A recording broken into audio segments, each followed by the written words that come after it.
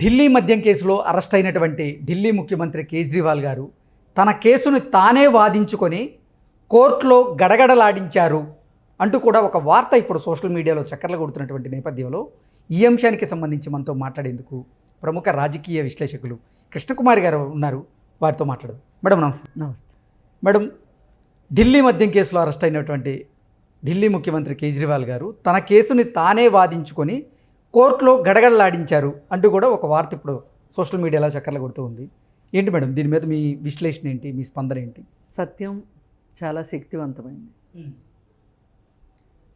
మరి ఆయన పక్కన ఆయన చెప్పేది నిజమైనప్పుడు, ఆయన చెప్పేది సత్యమైనప్పుడు అది ఒకరోజు కాకపోతే ఒకరోజు శక్తివంతంగానే ఉంటుందిగా.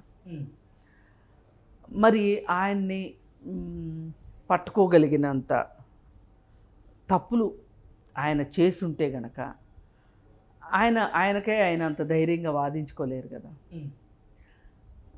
భిన్న స్వరాలు వినిపిస్తున్నాయి ఇవాళ ఈ కేసులో. ఏమనంటే కేజ్రీవాల్ మామూలుడు కాదు అని మాట్లాడేవాళ్ళు ఉన్నారు. కేజ్రీవాల్ బాగా డబ్బులు సంపాదించాడు అనేవాళ్ళు ఉన్నారు. ఈ లిక్కర్ కేసు అంటే కేజ్రీవాల్ గారు రోజు రోజుకి రాజకీయంగా ఉన్నతంగా ఎదుగుతున్నారు. అది కాదు, అసలు మామూలుగా ఇట్లా భిన్న స్వరాలు ఉన్నాయి. అలాగే బీజేపీలో అబద్ధాలు మాత్రమే ప్రచారం చేయగలిగిన కొంతమంది నాయకులు ఉన్నారు. వాళ్ళు కూడా వాళ్ళకి ఆల్రెడీ బ్లాక్ స్పాట్స్ ఉన్నవాళ్ళు కూడా ఈవేళ కేజ్రీవాల్ గురించి మాట్లాడడానికి సాహసిస్తున్నారు. ఎగ్జాంపుల్ మాధవీలత.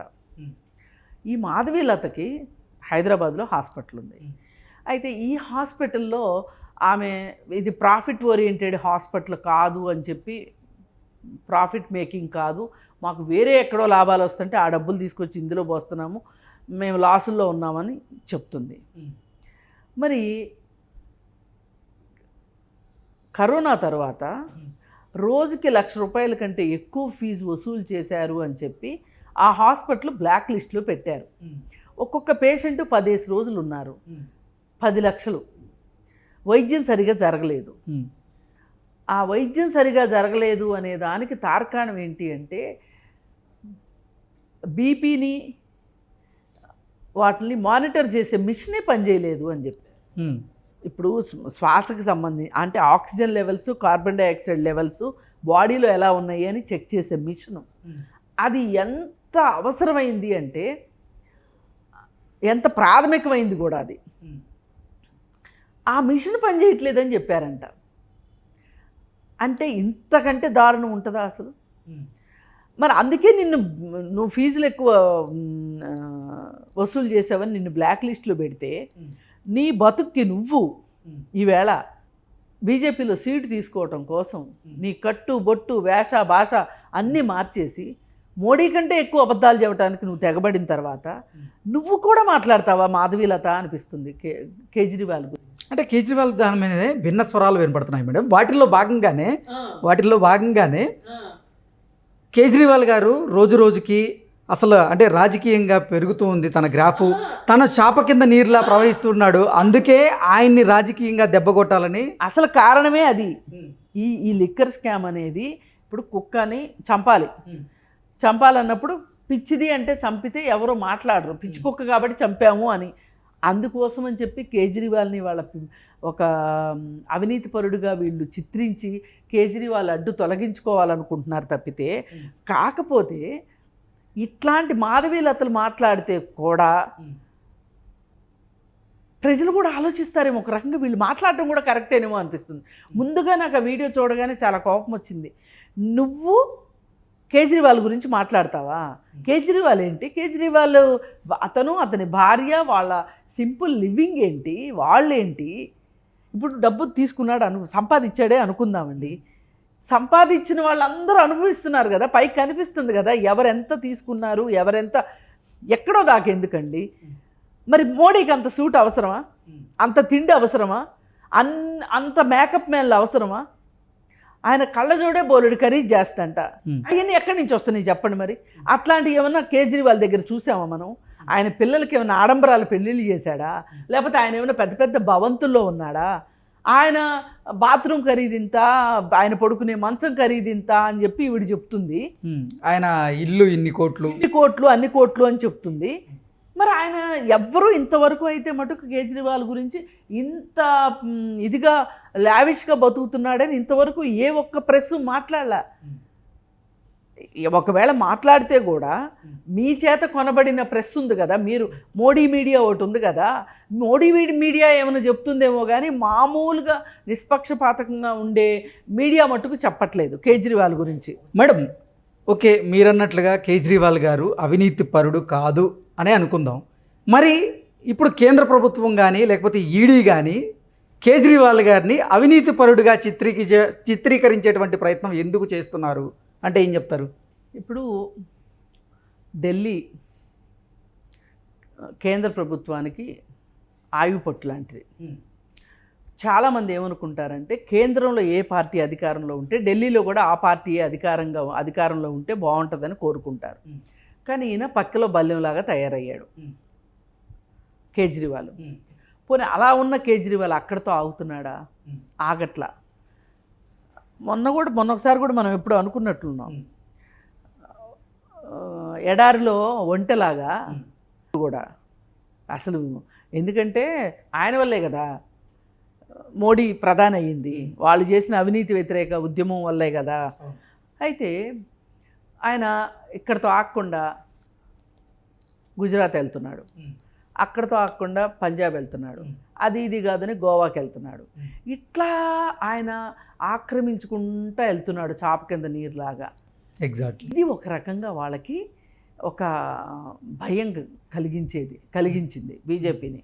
పైగా ఇలాంటి పరిస్థితుల్లో అతను ఎప్పటికైనా ఇలాంటి స్టెప్పులు తీసుకుంటాడు అని చెప్పి, ఇది ఈ రోజు తీసుకొచ్చిన స్కామ్ కాదు ఇది. ఈ లిక్కర్ స్కామ్ అనేది దాదాపు 2 సంవత్సరాలు అయింది.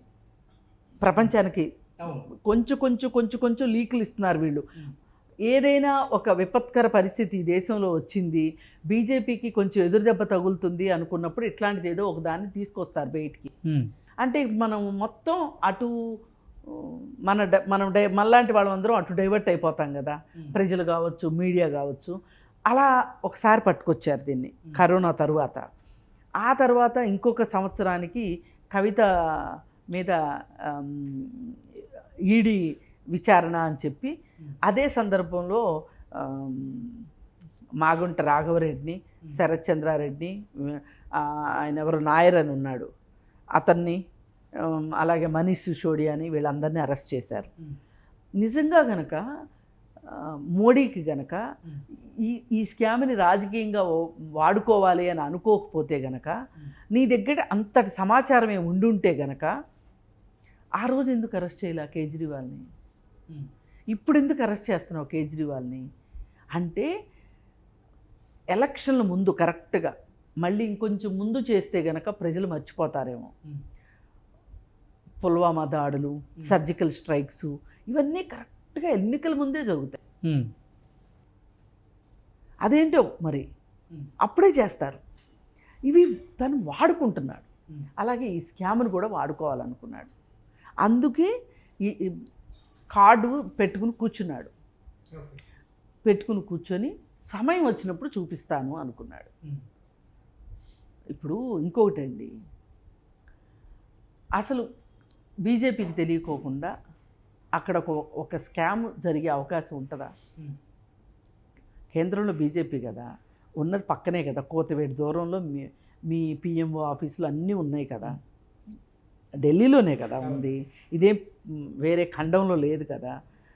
అసలు మీరు ఇంకోటి కూడా చెప్తారుగా, క్షణాల్లో మాకు తెలిసిపోయే శాస్త్ర సాంకేతికత ఉంది మా దగ్గర, ఎక్కడ ఏం జరిగింది మాకు తెలియకుండా చిటుక్కుమన్నా మాకు తెలుస్తుంది అని మాట్లాడతారు కదా. మరి ఇంత స్కామ్ జరిగేదాకా ఎందుకు ఊరుకున్నారు మీరు? ఇది ప్రధానంగా ఆలోచించాల్సిన విషయం, ఆలోచించే విషయం ఇది. అంటే మీరు కావాలని ఒక స్కీమ్ లాగా ఒక స్కామ్ని క్రియేట్ చేసి దానిలో మీకు కావాల్సిన, మీకు వ్యతిరేకులు అనుకున్న వాళ్ళందరినీ మీరు ఇరికించటానికి మీరు కొన్ని పావుల్ని సిద్ధం చేసి పెట్టుకున్నారు. ఈ పావుల ద్వారా వాళ్ళని అదుపులోకి తీసుకున్నారు. ఇప్పుడు విజయ్ నాయర్ కావచ్చు, కవిత కావచ్చు, శరత్ చంద్రారెడ్డి కావచ్చు, మాగుంట రాఘవరెడ్డి కావచ్చు, వీళ్ళందరూ చెప్పిన మాట ఏంటి? అందరి నోట్లోంచి వచ్చిన మాట ఏంటి? కేజ్రీవాలేగా, కావాలని చెప్పించినట్టే కదా. ఇప్పుడు శరత్ చంద్రారెడ్డికి మీరు బెయిల్ ఇవ్వటానికి 60 కోట్లు పెట్టి అతను ఎలక్ట్రల్ బాండ్స్ కొనుక్కున్నాడు శరత్ చంద్రారెడ్డి. మరి అంత డబ్బులు మనీష్ సిసోడియా దగ్గర కూడా ఉంటే కొనుక్కునేవాడే, అతనికి బెయిల్ వచ్చేదిగా. ఏ న్యాయ సూత్రాల ప్రకారం మీరు 1 సంవత్సరం పాటు అతన్ని జైల్లో ఉంచారు? పోనీ మల్టిపుల్ కేసులు కూడా లేవు.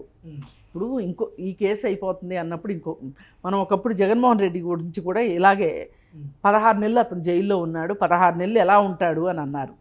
కానీ ఒక ఛార్జ్షీట్ తర్వాత ఒక ఛార్జ్షీట్, ఒక అనుబంధ ఛార్జ్షీట్లు వస్తూ ఉన్నాయి. కాబట్టి ఒక దానిలో బెయిల్ వచ్చే పరిస్థితి ఉన్నా కానీ రెండో దాని వల్ల అలా ఉండటం జరిగింది. కానీ ఈ కేసులో మనీష్ సిసోడియా విషయంలో అది కాదు కదా. సహజ న్యాయ సూత్రం ఏంటి? 90 రోజుల్లో బెయిల్ ఇవ్వాలి కదా ఎవరికైనా. 60 రోజులు అసలు మామూలుగా అయితే లేదు, 90 రోజులు వేసుకోండి. సంవత్సర కాలం మీరు ఎట్లా అట్టి పెట్టగలిగారు? అంటే మీకు రాజకీయంగా ఢిల్లీ మీద చూపుంది ఒకటి. దేశం మొత్తం మీద కూడా మీరు ఒక హెచ్చరిక జారీ చేయదలుచుకున్నారు. మాకు అడ్డొచ్చిన వాళ్ళని మేము కాల రాస్తాము, వాళ్ళంతు చూస్తాము, వాళ్ళకి పలుకుబడి లేకుండా చేస్తాము అనే ఒక ఉద్దేశాన్ని మీరు ప్రపంచానికి తెలియజేయటం కోసమే ఇది ఒక కేస్ స్టడీ లాంటిది కేజ్రీవాల్ విషయం. అందుకనే వీరు పదే పైగా ఇంకొక భుజకీర్తులు ఏంటి అంటే, కేజ్రీవాల్ లాంటి నిజాయితీపరుడు అనుకున్నవాడే ఇంత అవినీతి చేశాడు, అలాంటి వాడిని కూడా భయపడుకోకుండా మోడీ అరెస్ట్ చేయించాడు అంటే అసలు మోడీకి ఎంత ధైర్యం ఉంటుంది? ఇలా రకరకాల అభిప్రాయాల్ని ప్రజల్లో పెట్టి వీళ్ళు రాజకీయ లబ్ధి పొందడం కోసమే ఇది చేశారు. అయితే దీనిలో కొసమెరుపు ఏంటి అంటే, ఇక్కడ 2 విషయాలు ఉన్నాయి. ఒకటి, మీరు బయటికి పంపిస్తున్న సమాచారం ప్రకారం, మీరు విమర్శిస్తున్న దాని ప్రకారం చూసుకుంటే గనక మాధవీలత లాంటి వాళ్ళ చేత, లేదంటే సుఖేష్ చంద్రశేఖర్ లాంటి వాళ్ళ చేత మీరు కేజ్రీవాల్ని అనిపిస్తూ ఉంటే ఏమనిపిస్తుంది అంటే వీళ్ళు కూడా మాట్లాడగలుగుతున్నారు అంటే ఇది ఖచ్చితంగా తప్పుడు కేసే. అసలు సుఖేష్ చంద్రశేఖర్కి అంతటి అవకాశం జైల్లో ఉన్నోడికి ఎలా వచ్చింది? పైగా వాడేమన్నా పునీతుడా అంటే కాదు, వాడు జగత్కిలాడి లాంటి వాడు. అట్లాంటి వాడు కూడా కేజ్రీవాల్ గురించి ఇంత మాట్లాడుతున్నాడు అంటే అసలు అంటే బయట ఉన్న వాళ్ళు మాట్లాడారంటే ఒక లెక్క, లోపల ఉన్నోడు ఎట్లా మాట్లాడగలుగుతున్నాడు? లోపల ఉన్నోడు ఎట్లా ప్రేమ లెక్కలు రాయగలుగుతున్నాడు బయటికి? పైగా కేజ్రీవాల్ గురించి ఇది ఒక అనుమానం రాకమాందు. ఇంకొకటి, కనిపించిన వాళ్ళకల్లా అనుమానం వచ్చిన వాళ్ళకల్లా వీళ్ళు ఈడీ నోటీసులు ఇస్తున్నారు. ఇప్పుడు పెన్డ్రైవ్ విజయ్ కూతురికి ఈడీ నోటీస్ ఇచ్చారు. ఆవిడకి ఏదో ఒక సాఫ్ట్వేర్ కంపెనీ ఉందంట. అంతకుముందేమో ఆయన మీద గోల్డ్ స్కామ్ వేద్దామని చూశారు. అది అపప్పులు ఉడకపోయేసరికి ఇప్పుడు వాళ్ళ అమ్మాయికి ఏదో సాఫ్ట్వేర్ కంపెనీ ఉంది, దాని మీదకి ఈడీని పంపించారు. ఎంత కంపెనీ ఉండొచ్చు? ఆ కంపెనీ మీద ఈడీ దాడికి వెళ్ళగలిగే ఎంత పెద్ద కంపెనీ వాళ్ళకు ఉందా? అన్నీ బయటకు వస్తాయి కదా. అంటే దీన్ని బట్టి ఏమర్థం అవుతుంది అంటే తనకి నచ్చని వాళ్ళ మీదల్లా ఈడీని ప్రయోగిస్తున్నాడు. ఒకప్పుడు ఇవే డైలాగులు కేటీఆర్ వాళ్ళు కొట్టినవి కూడా, ఈడీ బోడీ మోడీ ఒకళ్ళ తర్వాత ఒక వస్తారు అని అన్నారు కదా. అందుకోసం ఏంటి అంటే ఈడీని వాడుతున్నాడు విచ్చలవిడిగా మోడీ. తనకెవరి మీద అయితే భయం ఉంటుందో, ఎవరి దగ్గర నుంచి అయితే ఓటమి వస్తుంది అని అనుకుంటున్నాడో అలాంటి వాళ్ళందరినీ మీద ఈడీని ప్రదర్శిస్తున్నాడు అనేది మనకి క్లారిటీగా వస్తుంది. మొదటగానే అసలు సోనియా గాంధీ మీద, రాహుల్ గాంధీ మీద నేషనల్ హెరాల్డ్ కేసు విషయంలో మొదలెట్టారు. అలా మొదలెట్టి ఒకళ్ళ తర్వాత ఒకళ్ళ మీద చేస్తూ ఉన్నారు. దీన్ని బట్టి మనకు అర్థమవుతుంది ఏంటి అంటే నానా పులి కథ అవుతుంది ఇది. ఇది మోడీకి మూడే ఇట్లాంటి ఇంతమంది మీద ఈడీని ప్రయోగిస్తున్నాడా అనేది కూడా మనకు అర్థమవుతుంది. Okay okay madam, thank you.